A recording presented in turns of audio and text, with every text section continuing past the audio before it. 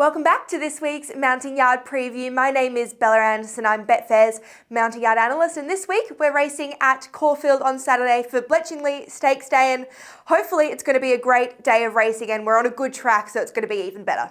Race 1 is for the 2-year-olds over the 1200 metres, and I saw Sensical first up, and despite running really well into second placing, she had good fitness improvement to come, so I'm really excited to see the improvements she's made on Saturday in the yard. But other than her fitness, she has a great attitude on race day. She's definitely one of the most professional 2-year-olds I've seen this season, and she's an all-round box ticker. She's a lovely type of horse. She's a lovely walker. So really looking forward to seeing the way she fronts up on Saturday. And the other two key market chances at the moment are Gangitano and Wolfie. Wolfie's obviously having his first start as a colt, so how he handles his first time at the race is going to be crucial, as well as Gangitano, who's first up. So seeing how forward in fitness he is as well will shape a lot and determine how this race plays out. Race 2 for the 3-year-olds over the 2400 metres, and King's Crossing loved the way he looked last start, and very normal for him to get warm pre-race, so don't be concerned if you see him having a bit of a sweat in the mounting yard.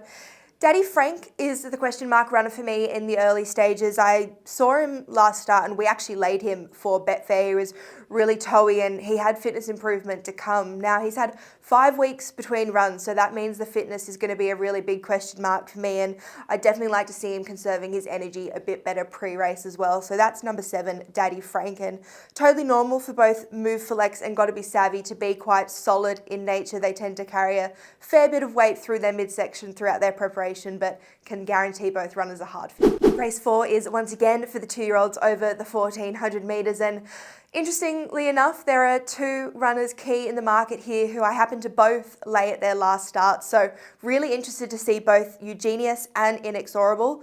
Eugenius, number 1, he was toey and warm last start when he paraded, and I wasn't thrilled to see this, but he actually ran really well considering. So considering he ran well, it's not as much of a negative, but he's also rising 200 metres in distance. So I do think I'd like to see this horse settle a little bit more, but it's not going to be a huge negative if I do see him above himself in the mounting yard once again.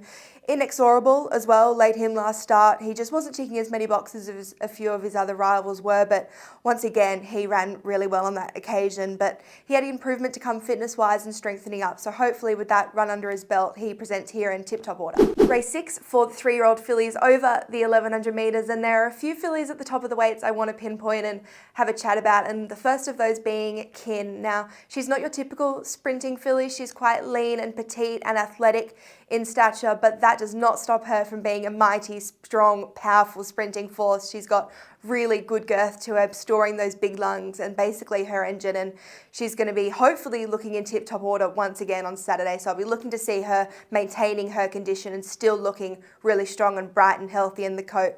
Cotel, here 4th up. Now she's taken all 3 runs to get fit. She's quite a solid girl opposed to Kin, so Cotel's definitely needed those race runs to get the fitness under her belt, but 4th up I expect her to finally be peaking and hope to see her definitely fitter. And Charmed Run, she's more similar to Kin in the fact that she's very light, she's quite lean, she holds barely any excess condition on her. So having 8 weeks between runs, I'd normally say is a negative, but I think for Charmed Run it's going to be a positive, because hopefully with that time off she's put on a little bit of weight, she's probably hopefully gained a little bit of extra strength and condition, and hopefully that's going to fuel her and provide stamina for her over the 1100 metres. So looking to see Charmed Run a little bit more solid, a little bit chubbier with a little bit of excess meat on her, because I think that's how she performs best. Race 7 for the 3-year-olds over the 1200 metres, and Varvia, she got really warm and sweated up pre-race last start, but that did not stop her from winning. So don't be deterred if you see her getting a little bit warm pre-race on Saturday.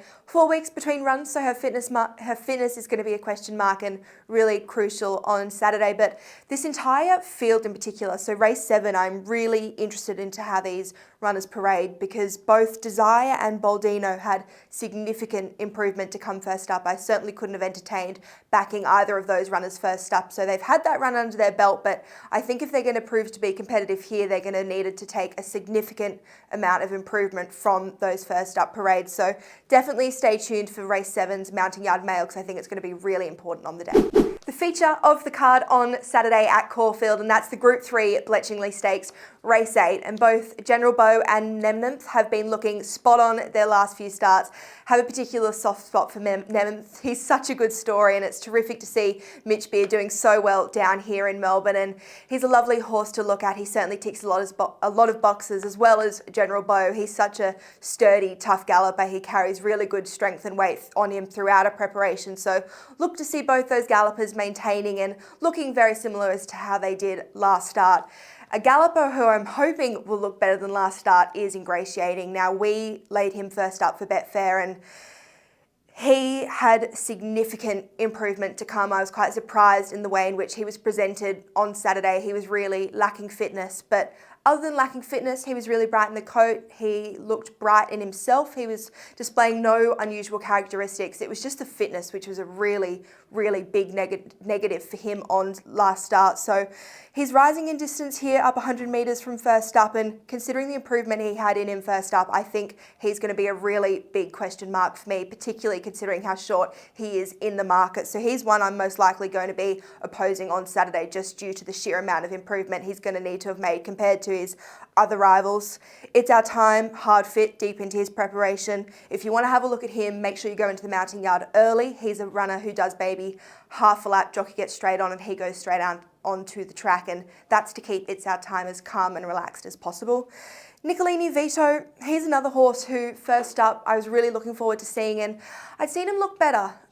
Normally first up he looks outstanding. He was a little bit dull in his coat and not as strong as I'd like to see, so hoping to see Nicolini Vito as well bounce back to how I know he can look. The final event on the day, race 9, is a benchmark 78 over the 1400 metres, and I think the market on Saturday is going to be really telling late from a mounting yard perspective, because all of the key runners in the market at this current stage have had a gap between runs. St. Lawrence and Beretta have had 4 weeks between runs. Netanyahu had 6 weeks between runs, and Cardigan Queen has had 8 weeks between runs. So how fit they are and how ready they are to win is going to be crucial on Saturday. So like I said, I think the market's going to be really telling late as to how fit these runners are and who's going to have benefited the most with the gap between runs and who's going to be in winning order. Well, that's it for this week's mounting yard preview. Can't wait for Bletchingley Stakes Day on Saturday at Caulfield. And as usual, make sure you're following Betfair and I on Twitter to get the live mounting yard mail updates on Saturdays. Like I touched on, it's going to be absolutely crucial for a number of races. But as always, they can't win if they're not fit. So stay tuned for the live mounting yard mail on Saturday.